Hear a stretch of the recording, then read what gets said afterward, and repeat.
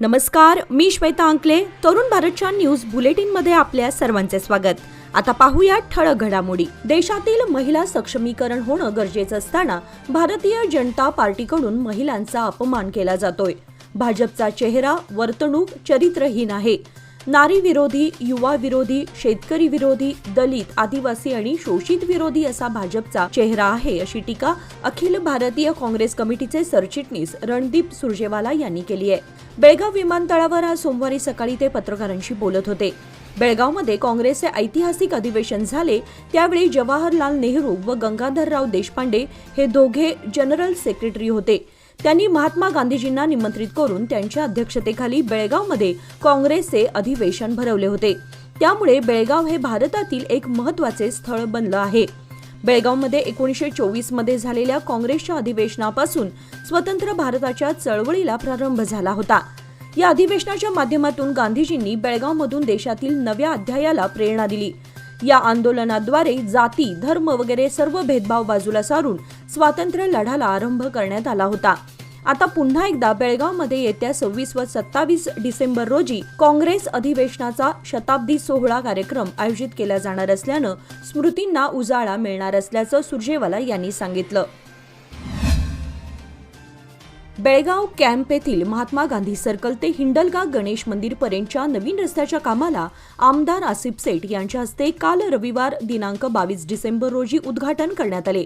अनेक वर्षांपासून प्रलंबित असलेल्या रस्त्याच्या कामाला आता सुरुवात झाल्यानं नागरिकांना दिलासा मिळणार आहे. अनेक रस्ते आणि खराब रस्त्यांची दुरवस्था असलेल्या या मार्गावरून प्रवास करताना रहिवाशांना आणि वाहनधारकांना अनेक अडचणींचा सामना करावा लागत होता.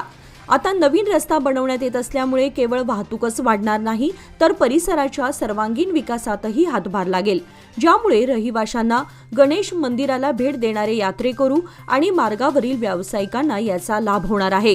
तसेच उच्च दर्जाच्या कामामुळे हा प्रकल्प वेळेत पूर्ण केला जाईल असंही आश्वासन आमदार आसिफ सेठ यांनी दिलं आहे. बेळगावात येत्या डिसेंबर 26 व 27 रोजी काँग्रेस अधिवेशनचे भव्य आयोजन करण्यात आलं आहे. यावेळी महात्मा गांधीजींच्या बेळगावमधील ऐतिहासिक भेटीची शताब्दी साजरी करण्यासाठी बेळगाव शहर सज्ज झालंय. बेळगावात झालेली महात्मा गांधीजींची उपस्थिती ही भारतीय स्वातंत्र्य चळवळीत महत्त्वपूर्ण भूमिका असल्यानं या कार्यक्रमाला ऐतिहासिक आणि सांस्कृतिक महत्त्व प्राप्त झालंय. आपल्या समृद्ध वारशासाठी ओळखलं जाणारं बेळगाव शहर राष्ट्रपिता यांना सन्मानित करण्यासाठी सजलं आहे. याचा आढावा घेण्यासाठी उपमुख्यमंत्री डी.के. शिवकुमार, अखिल भारतीय काँग्रेस कमिटीचे सरचिटणीस रणदीप सुरजेवाला, मंत्री लक्ष्मी हेब्बाळकर, पालकमंत्री सतीश जारकीहोळी, बेळगाव उत्तरचे आमदार आसिफ सेठ आदी उपस्थित होते.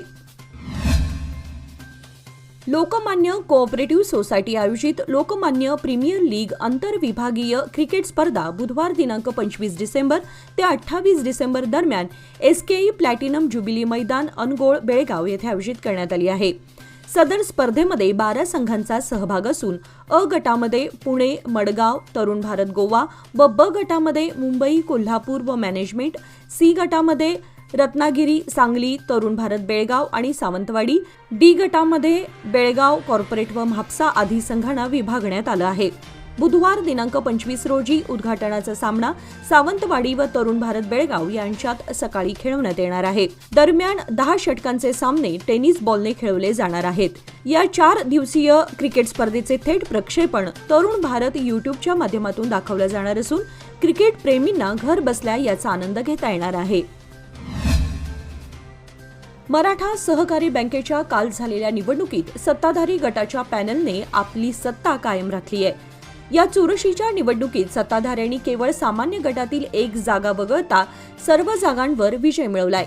प्रशांत चिगरे यांची या आधीच ओबीसी अ गटातून बिनविरोध निवड झाली होती. आता पुन्हा विद्यमान अध्यक्ष दिगंबर पवार यांच्या नेतृत्वाच्या गटाला मतदारांचा कौल मिळाला असून आता याच गटाची सत्ता पुन्हा बँकेवर असणार आहे. काल रविवारी चुरशीने मतदान झालं. अनुसूचित जाती गटातून अशोक कांबळे यांनी विजय मिळवला. त्यांना 841 इतकी मते मिळाली. तर त्यानंतर राखीव महिला गटातून रेणू किल्लेकर आणि दीपाली दळवी यांनी विजय मिळवला. रेणू किल्लेकर यांना 1063 तर दीपाली दळवी यांना 868 इतकी मते मिळाली. त्यानंतर इतर मागास ब गटातून विश्वजीत हसबे यांना 791 इतकी मते मिळाली आणि ते विजयी झाले.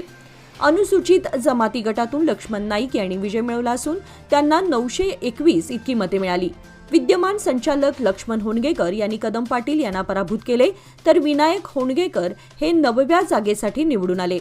सामान्य 9 जागांसाठी झालेल्या निवडणुकीत विजयी उमेदवार दिगंबर पवार यांना 921 मते, बाळाराम पाटील यांना 883 मते, बाळासाहेब काकतकर यांना 868, विनोद हंगीरकर यांना 863, मोहन चौगुले यांना 783, विश्वनाथ हंडे यांना 771, मोहन बेळगुंदकर यांना 733, लक्ष्मण होनगेकर यांना 665, विनायक होनगेकर यांना 648 मते मिळाली.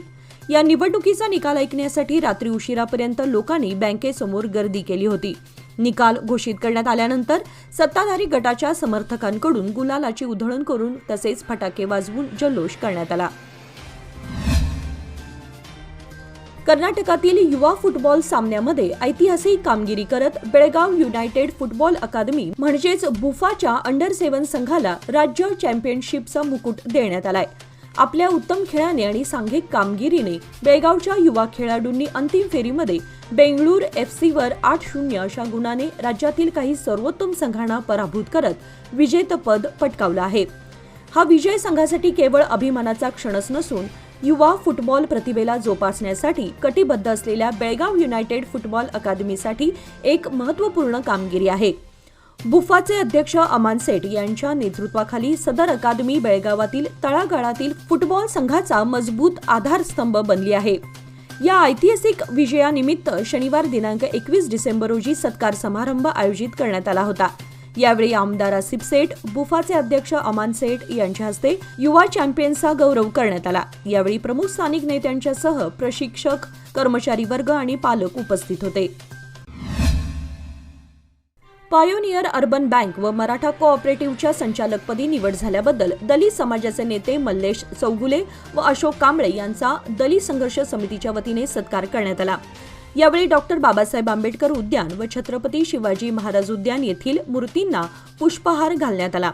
याप्रसंगी सिद्धप्पा कांबळे, गिर्याप्पा कोलकर, भाऊराव गडकरी, संतोष कांबळे, जगदीश सावंत, सुभाष कांबळे, सागर कोलकार, गुंडू तळवार आदी उपस्थित होते.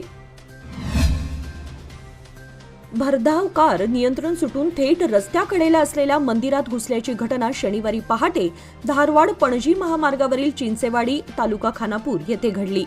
या घटनेमध्ये सतीदेवी मंदिराचे छत जमीनदोस्त झालं असून कारमधील 4 प्रवासी गंभीर जखमी झाले आहेत. याबाबत मिळालेली अधिक माहिती अशी की रामनगरहून धारवाडच्या दिशेने निघालेली क्रेटा गाडी कार चालकाचं नियंत्रण सुटल्यानं थेट रस्त्याशेजारी कौलारू असलेल्या सतीदेवी मंदिरात घुसली. त्यामुळे छप्पर कारवर कोसळून कारसह आतमध्ये बसलेले प्रवासी त्याखाली अडकले. दरम्यान लोकांनी कार व प्रवाशांना यातून बाहेर काढलं. हे प्रवासी केवळ सुदैवाने या अपघातातून बचावले आहेत. लोंढा पोलीस चौकीतील पोलिसांनी घटनास्थळी भेट देऊन पंचनामा केला. सर्व जखमींना धारवाड येथील एसडीएम रुग्णालयात दाखल करण्यात आले. कारमध्ये एकूण 6 प्रवासी होते, त्यापैकी 4 दुखापत झाली आहे.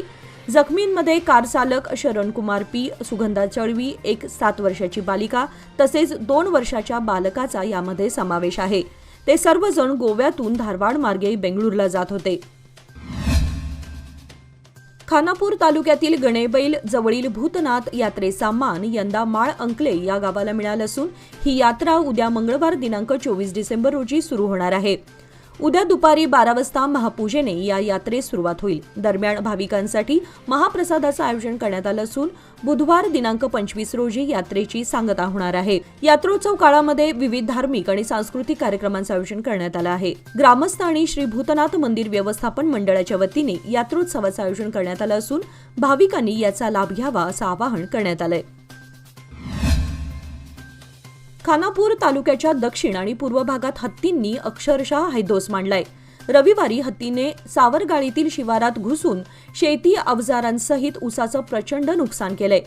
गेल्या आठवडाभरापासून हत्तीच्या कळपाचा या परिसरात वावर असून शेतकरी हवालदिल झालेत. नुकतेच जळगे येथील मळणीच्या खळ्यावर हत्तीनं धुडगूस घातल्याची घटना ताजी असतानाच सावरगाळी येथे त्यांनी पुन्हा एकदा आपली दहशत माजवली आहे. रविवारी ज्ञानेश्वर जायप्पा पाटील यांच्या शेतातील ऊस पिकासह पाण्याची मोटर, जलकुंभ आणि शेतीच्या अवजारांचं प्रचंड नुकसान केलं आहे. गेल्या आठवड्यापूर्वी 5 हत्तींचा एक कळप या परिसरात आला होता. त्यातील काही हत्ती आनंदगडाला वळसा घालून नंदगड डॅम परिसरामध्ये दाखल झाले होते. त्यातील एका हत्तीने पुन्हा सावरगाळी परिसरात दहशत माजवली असल्यानं शेतकऱ्यांना शिवारात जाणंही धोक्याचं बनलंय. वन खाते या समस्येकडे दुर्लक्ष करत असल्याने शेतकऱ्यातून तीव्र संताप व्यक्त होत आहे, असे शेतकऱ्यांच्या वतीने सांगण्यात आलं आहे. शहरातील सर्व प्रमुख रस्त्यावर लहान मोठ्या व्यापाऱ्यांनी आपली दुकाने थाटून मोठ्या प्रमाणात अतिक्रमण केलं आहे. यामुळे वाहतुकीला मोठी अडचण होत असून प्रमुख वर्दळीच्या ठिकाणी वाहतूक कोंडी डोकेदुखी ठरत आहे. या समस्येची गंभीर दखल घेऊन नगर परिषदेच्या बैठकीत अतिक्रमण हटवावं अशा वारंवार सूचना करूनही अधिकाऱ्यांना अपयश आल्यामुळे नगरसेवकांनी सोमवारी सकाळी 11 वाजता माजी नगराध्यक्ष अमर नलवडे, श्रीकांत हतनुरी, उपनगराध्यक्ष विवेक पळी, स्थायी समिती सभापती प्रमोद होसमणी व माजी उपनगराध्यक्ष अजित करजगी यांच्या नेतृत्वाखाली रस्त्यावर उतरून अतिक्रमण हटवण्याच्या मोहिमेला सुरुवात केली. बस स्थानकानजीक असणाऱ्या लिंक रोड व जुन्या पुणे-बेंगळूर महामार्गावर व्यापारी, चहा टपरीवाले व फिरत्या हातगाडीवाल्यांनी रस्त्याच्या दुतर्फा मोठ्या प्रमाणात अतिक्रमण केलं होतं. भारतरत्न डॉक्टर बाबासाहेब आंबेडकरांनी माणसाला माणूस म्हणून जगण्याचा अधिकार मिळवून देऊन 1950 मध्ये संपूर्ण भारतीयांना पृथ्वीवरच स्वर्गसुखाची अनुभूती दिली आहे. असे असताना केंद्रीय गृहमंत्री अमित शहा यांनी बाबासाहेबांबद्दल संतापजनक वक्तव्य करून आपली पात्रता दाखवून दिली आहे. केवळ बाबासाहेबांचा नव्हे तर संपूर्ण मानवजातीचा अपमान त्यांनी केलाय. त्यामुळे त्यांना मंत्रिमंडळात राहण्याचा अधिकार नसून राष्ट्रपतींनी विशेष अधिकाराचा वापर करून गृहमंत्री शहा यांची मंत्रिमंडळातून हकालपट्टी करावी अशी मागणी बुडा आणि जिल्हा काँग्रेस अध्यक्ष लक्ष्मणराव चिंगळे यांनी केली. संकेश्वर येथील जगद्गुरू शंकराचार्य संस्थान मठाचे वैभव अबाधित ठेवण्यासाठी जीर्णोद्धाराचं काम युद्धपातळीवर सुरू करण्यात आलंय. या कामासाठी सुमारे 1 कोटी रुपयांचा निधी खर्ची पडणार आहे. हे कार्य सध्या देणगीच्या निधीतून सुरू करण्यात आलंय. सद्भक्तांनी या कामासाठी भरीव स्वरूपाचा निधी मठाकडे देणगी स्वरूपात सुपूर्द करावा असं आवाहन मठाच्या वतीने करण्यात आलंय. कर्नाटक राज्य शरीर सौष्ठव असोसिएशन तर्फे उडुपी जिल्हा शरीर सौष्ठव संघटनेच्या सहकार्याने उडुपी येथील शामिली सभागृहात झालेल्या राज्यस्तरीय स्पर्धेत धीरज कुमार कर्नाटक श्रीचा मानकरी ठरला. चरणराज उपविजेता तर झाकीर हुळ्ळूर बेस्ट पोझरचा मानकरी ठरला. 55 किलो गटामध्ये संदेश कुमार, 60 किलो गटामध्ये अभिलाष, 65 किलो गटामध्ये धीरज उडुपी, 70 किलो गटामध्ये सोमशेखर खारवे, 75 किलो गटामध्ये दिनेश आचार्य, 80 किलो गटामध्ये हेमंत कुमार, 85 किलो गटामध्ये अनसू सिंग अशा 85हून अधिक शरीर सौष्ठवपटूंनी सहभाग घेतला होता. यामध्ये बेळगावच्याही शरीर सौष्ठवपटूंचा समावेश आहे. जागतिक बाजारातील मजबूतीचा लाभ भारतीय शेअर बाजाराने सोमवारी उठवल्याचं पाहायला मिळालं. गेल्या आठवड्यामध्ये सलग 5 दिवस शेअर बाजारात घसरण राहिली होती. FMCG कंपनी ITCचे समभाग सर्वाधिक तेजीत राहिले होते. धातू आणि फायनान्शियल क्षेत्रांच्या सकारात्मक कामगिरीचा बाजाराला लाभ झाला. सोमवारी सरतेशेवटी मुंबई शेअर बाजाराचा 30 समभागांचा सेन्सेक्स निर्देशांक 498 अंकांनी वाढत 78,540 अंकांवर बंद झाला, तर राष्ट्रीय शेअर बाजाराचा 50 समभागांचा निफ्टी निर्देशांक 165 अंकांनी वाढत 23,753 अंकावर बंद झाला.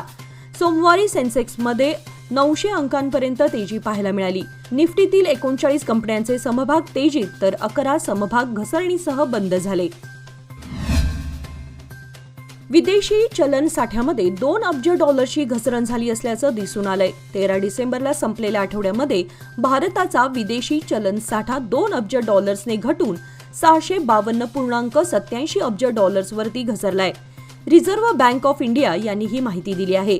6 महिन्यातील हा नीचांकी विदेशी चलन साठा मानला जातोय. या आधीच्या आठवड्यामध्ये विदेशी चलन साठा 3.235 अब्ज डॉलर्सने घटून 654.857 अब्ज डॉलरवर राहिला होता. गेल्या काही आठवड्यांमध्ये चलन साठ्यामध्ये घसरण पाहायला मिळते आहे. दुसरीकडे सदरील आठवड्यामध्ये देशाच्या सुवर्ण साठ्यात मात्र 1.121 अब्ज डॉलरची वाढ झाली आहे. यायोगे देशाचा सुवर्ण साठा 68.056 अब्ज डॉलर्सवर पोहोचलाय.